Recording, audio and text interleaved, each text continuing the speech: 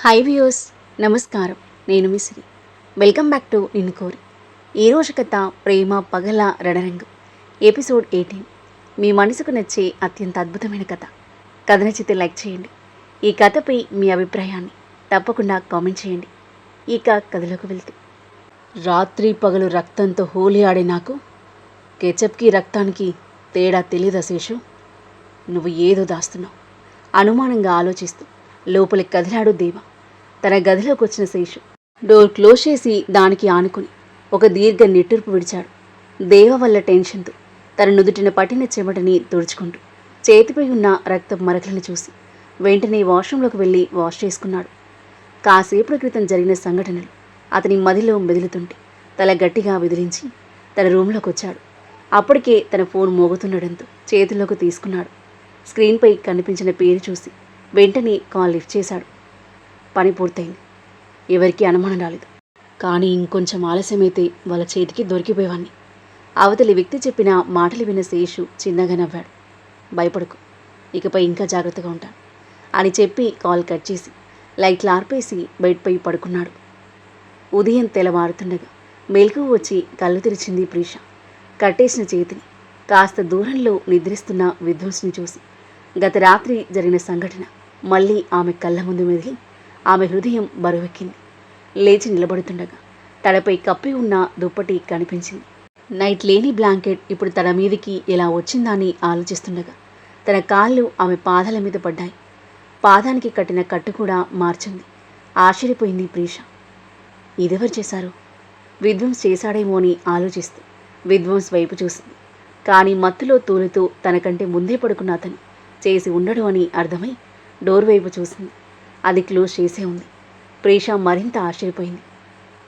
Door close చేసే ఉంది, అయినా ఇదెంత ఇలా అని ఆలోచిస్తూ వాష్రూమ్కి వెళ్ళడానికి వెనక్కి తిరిగింది. కానీ చైన్ ముందుకి రాక తన ముందుకు కదలలేదు. వెనక్కి తిరిగి చూసేసరికి విధ్వంస్ దానిపై చేయి పెట్టుకొని పడుకుని ఉన్నాడు. ప్రీష కోపంగా చూస్తూ చైన్ని గట్టిగా లాగేసరికి విధ్వంస్కి మెలకు వచ్చి తన వైపు చూశాడు. అతన్ని కోపంగా చూస్తూ నిలబడింది. ఆమెను చూడగానే అతని పెదవులపై నవ్వు చేరింది. నిద్ర లేస్తూనే నీ మొహం కనిపిస్తే అంతకంటే మంచి మార్నింగ్ ఇంకేముంటుంది ఏంజెల్? కళ్ళు మూసినా తెరిచినా నాకు కనిపించేది నీ మొహమే. వావ్, నాకు కవిత్వం కూడా వస్తుంది. ఏంజెల్, నువ్వు నన్ను కవిగా కూడా మార్చావు అని నవ్వుతూ లేచి కూర్చున్నాడు. ముందు ఈ సంఖ్యల విప్పు అంది ప్రీష కోపంగా. అంత తొందర ఏంటి అని అన్నాడు నవ్వుతున్న అతన్ని విసుగ్గా చూసింది. నేను వాష్రూమ్కి వెళ్ళాలి, అక్కడి వరకు అందట్లేదు. అతను సంఖ్యలు విప్పాలని అబద్ధం చెప్పింది ప్రీష. కొన్ని క్షణాలు ఆమెను చూస్తూ ఉన్న విధ్వంస్ చివరికి లేచి తన పాకెట్లో నుండి కీ తీసి చైన్ విప్పాడు. ప్రీష ఊపిరి పీల్చుకోగాని విధ్వంస్ ఆమె గడ్డం పట్టుకుని, ఏంజిల్, ఈ సంఖ్యలు మాత్రమే విప్పాను. నువ్వు నన్ను వదిలి వెళ్ళిపోగలవని మాత్రం అనుకోకు. నువ్వు ఇక్కడి నుంచి బయటపడడం అంత ఈజీ కాదు, గుర్తుంది కదా? నా మాట కాదని ప్రయత్నిస్తే నీ చెల్లి తల్లి కూడా నీకు మిగలరు. నేను అసలే రాక్షసుని అని అంటూ వాష్రూమ్ డోర్ ఓపెన్ చేశాడు. ప్రీష ఒక్క మాట కూడా మాట్లాడకుండా వాష్రూమ్ లోపలికి వెళ్ళి అతని మొహం మీద డోర్ దడేలమని మూసేసింది. ఆ చర్యకు డోర్ వైపు చూస్తూ పిడికిలి బిగించాడు విధ్వంస్. ఆమె ప్రతి నిరాకరణ అతనిలోని వ్యామోహాన్ని మరింత పెంచుతుంది. బెడ్పై కూర్చొని ప్రీష బయటికి రావడం కోసం వెయిట్ చేస్తున్నాడు. కాసేపటికి ప్రీష రాగా టవల్ తీసుకుని బాత్ చేయడానికి వెళ్ళాడు విధ్వంస్. అది చూసి బాల్కనీలోకి వెళ్ళి బయటికి చూస్తూ నిలబడింది ప్రీష. ఆమె మనసంతా మొయిలని బాధతో నిండిపోయి భారంగా మారింది. తండ్రి గుర్తొచ్చి మళ్ళీ దుఃఖం పొంగుకురాగా మోకాళ్ళలో మోహన్ దాచుకుని ఏడుస్తూ ఉంది. బాత్ చేసి టవల్ చుట్టుకొని వాష్రూమ్ నుండి బయటకు వచ్చిన విధ్వంస్ ఏడుస్తున్న ప్రీషాని చూసి ఒక్క క్షణం ఆగి తల విదిలిస్తూ వార్డ్రోబ్ దగ్గరికి వెళ్ళాడు. డ్రెస్ వేసుకుని ప్రీష కోసం తను తీసుకొచ్చిన డ్రెస్లో ఒకటి తీసుకుని ఆమె దగ్గరికి అడుగులు వేశాడు. ఏంజెల్, అతని పిలుపుకి తలెత్తి చూసింది ప్రీష, కన్నీళ్లు నిండిన ఆమె కళ్ళను చూస్తూ. నీ కళ్ళలో కన్నీళ్లు రాకూడదని చెప్పాను కదా ఏంజెల్, నాకు బాధగా ఉంటుంది. Don't cry again. నువ్వు ఎంత ఏడ్చినా పోయిన వాళ్ళు తిరిగి రారు, మిగిలిన వాళ్ళు నీకోసం రాలేరు అని అన్నాడు. ప్రీష బాధతో కోపంతో చూస్తుంది అతని వైపు. ఇలా ఉండేదానివి ఇలా అయిపోయావు. డ్రెస్ అంతా డర్టీగా అయిపోయింది. నా ఏంజిల్ ఈ ఇంటికి మహారాణి. ఇలా ఉంటే ఇలా, వెళ్ళి స్నానం చేసి ఈ డ్రెస్ వేసుకో అని ఆమెకు అందిస్తుంటే అతని వైపు ఆ డ్రెస్ వైపు మార్చి మార్చి దహించి వేసేలా చూస్తూ డ్రెస్ విసిరి కొట్టింది ప్రీష. విధ్వంస్కి కోపం వచ్చిన వెంటనే నవ్వి, మొండిగా ఉండకింజల్, నా మాట వినకుంటే నేను అస్సలు సహించను.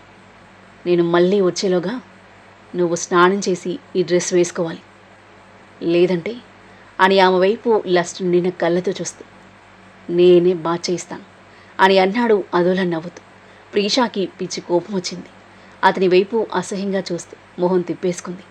విధ్వంస్ నవ్వి, సో ఆ పరిస్థితి రాకూడదు అంటే నేను చెప్పింది చెయ్యి అని చెప్పి ఈల వేస్తూ అక్కడి నుండి వెళ్ళిపోయాడు. ఒక రాక్షసుడి చేతిలో కీలు బొమ్మలా మారిన తన పరిస్థితికి దుఃఖమాగలేదు ప్రీషాకి. జీవితం మీద విరక్తి కలిగింది. తండ్రి తన మీద బెంగతో చనిపోయాడు. తల్లి చెల్లి ఒంటరి వాళ్ళే. తండ్రి కోసం తన కోసం ఏడుస్తూ ఉన్నారు. ఏమీ చేయలేని నిస్సహాయ స్థితిలో మిగిలిన తనకి ఈ నరకంలో ఉండడం కన్నా చావే మేలనిపించింది ఒక్క క్షణం.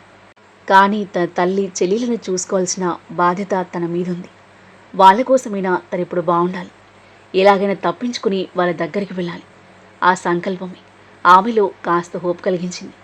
కన్నీళ్లు తుడుచుకుని కింద పడి ఉన్న డ్రెస్ను తీసుకుని లేచి వాష్రూంలోకి వెళ్ళింది.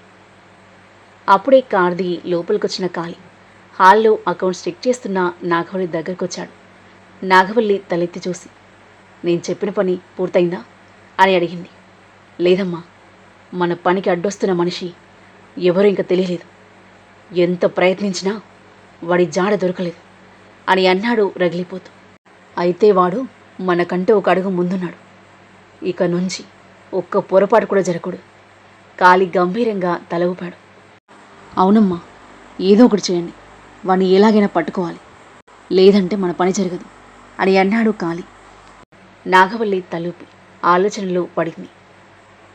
ఏచి ఏచి ఎప్పటికో నిస్సత్తువగా నిద్రలోకి జారుకున్నాను. మేల్కు వచ్చి కళ్ళు తెరిచి తల్లి వైపు చూసింది. నీరసంగా పడుకునే ఉంది. ఆమె కళ్ళు చెమ్మగిలాయి. తల్లి తలనిమిరి రూమ్లో నుండి బయటకొచ్చింది. హాల్లో ఉన్న తండ్రి ఫోటో చూడగానే దుఃఖం పొంగుకొచ్చింది. తండ్రితో గడిపిన జ్ఞాపకాలు, అక్క తనని చూసుకున్న తీరు, ఇద్దరి మధ్య జరిగిన చిన్న చిన్న గొడవలు, వాదనలు, వాటిని చూసి తండ్రి నవ్వుకోవడం, ఇవన్నీ గుర్తుకొచ్చి ఆమె మనసు మోయలేని భారంగా మారింది. డోర్ తీసుకుని బయటికి అడుగుపెట్టింది. గార్డెన్లో రోజు పేపర్ చదువుతూ కనిపించే తండ్రి ఇప్పుడు అక్కడ లేడు. అమ్మా, నాన్న, బాయ్, అన్వి, రా వెళ్దాం అని పిలిచి అక్క జాడలేదు. నవ్వులతో కలకలలాడిన ఇల్లు చీకటిగా మారింది. బాధ తట్టుకోలేక నోరు మూసుకుని ఏడుస్తూ బాత్రూంలోకి పరిగెత్తింది. షవర్ ఆన్ చేసి వాటర్ కింద కూర్చొని బిగ్గరగా రోదిస్తుంది. కాసేపటికి వీరేన్ ఇంటికొచ్చాడు. చేతుల్లో బ్రేక్ఫాస్ట్, జ్యూస్ పార్సల్తో. డోర్ ఓపెన్ చేసి ఉండడంతో లోపలికి వెళ్ళి వాటిని టేబుల్పై పెట్టి, ఆంటీ, అన్వి అని పిలిచాడు. ఎవరూ పలకలేదు. రూమ్ దగ్గరకొచ్చి చూసేసరికి సుమిత్ర పడుకునే ఉంది. పక్క రూమ్ నుండి అన్వి ఏడుస్తున్న సౌండ్ వినిపించింది. వెంటనే రూమ్లోకి వెళ్ళి చూస్తే తనక్కలేదు. డోర్ ఓపెన్ చేసి ఉన్న బాత్రూంలోంచి గుండెలు పిండేసేలా ఏడుస్తున్న సౌండ్తో పాటు షవర్ సౌండ్ వినిపిస్తుంది. ఆమె ఏడుపు వీరేన్ గుండెని కలిచివేసింది. ముందుకు వెళ్ళబోయిన వాడల్లా ఆగిపోయాడు. అన్వి వాష్రూంలో ఎలాంటి స్థితిలో ఉందో అతనికి తెలియదు. పర్మిషన్ లేకుండా ఒక అమ్మాయి వాష్రూంలోకి వెళ్ళడం కరెక్ట్ కాదనిపించి అక్కడే ఆగిపోయాడు. అన్వి ఏడుపు అంతకంతకు ఎక్కువ అవుతుంది, కానీ తగ్గట్లేదు. తనిష్క ఇంకా రాలేదు. దారిలో ఉంది. ఏం చేయాలో అర్థం కాని సందిగ్ధంలో నిలిచిపోయాడు బాధగా. కానీ నిమిషాలు గడిచినా అన్వి ఏడుపు ఆగకపోవడంతో భయపడిపోయాడు వీరేన్. తను అలా వదిలేస్తే ఏమవుతుందోన్న ఆందోళన అతని కుదిపేస్తుంటే ధైర్యం చేసి డీప్ బ్రీత్ తీసుకుని లోపలికి వెళ్ళాడు. షవర్ కింద వణుకుతూ ఏడుస్తున్న అన్విని చూసి అతని ప్రాణం చివుక్కుమంది. వెంటనే షవర్ ఆపి ఆమె ముందు మోకాళ్ళపై కూర్చొని అన్వి అని పిలిచాడు. ఆ స్వరం వినగానే తలెత్తి చూసిన అన్వి ఎదురుగా వీరేన్ కనిపించగానే తన బాధని కంట్రోల్ చేసుకోలేక అతని హత్తుకొని వెక్కి వెక్కి ఏడుస్తూ ఉంది. వీరేన్ అలాగే బిగుసుకుపోయాడు. అన్వి మొహం అతని మెడకు భుజానికి మధ్య నిలిచింది. ఆమె శ్వాస, కన్నీళ్లు అతని మెడపై తాకుతున్నాయి. ఆమె భుజంపై ఓదార్పుగా చేయి వేసి తడుతూ మౌనంగా ఉండిపోయాడు. కాసేపటి తర్వాత అన్వి తేరుకొని వెంటనే వెనక్కి జరిగింది. సారీ అవసరం లేదు. బట్టలు మార్చుకుని బయటికి రా అని సౌమ్యంగా చెప్పి బయటికి వెళ్ళి సోఫాలో కూర్చున్నాడు వీరేన్. అన్వి త్వరగా బాత్ చేసి డ్రెస్ వేసుకుని అతని దగ్గరికి వెళ్ళి ఎదురుగా చైర్లో కూర్చుంది. అన్వి, నువ్వు ఎంత పెయిన్ అనుభవిస్తున్నావో నేను అర్థం చేసుకోగలను. అంకుల్ని కోల్పోవడం, ప్రీషా కనిపించకుండా పోవడం, ఒకేసారి 2 దెబ్బలు తగిలాయి. కానీ ఇప్పుడు నువ్వు కూడా బ్రేక్ అయిపోతే ఆంటీకి ఎవరు అండగా ఉంటారు? అన్వి మౌనంగా వింటుంది. ప్రీషాని వెతకడం నా బాధ్యత కూడా. దాన్ని ఫైండ్ అవుట్ చేయడానికి నా ప్రాణం పెట్టి వెతుకుతాను. కానీ నువ్వు ధైర్యంగా ఉండాలి. అన్వి కృతజ్ఞత నిండిన కళ్ళెత్తు అతని వైపు చూసింది.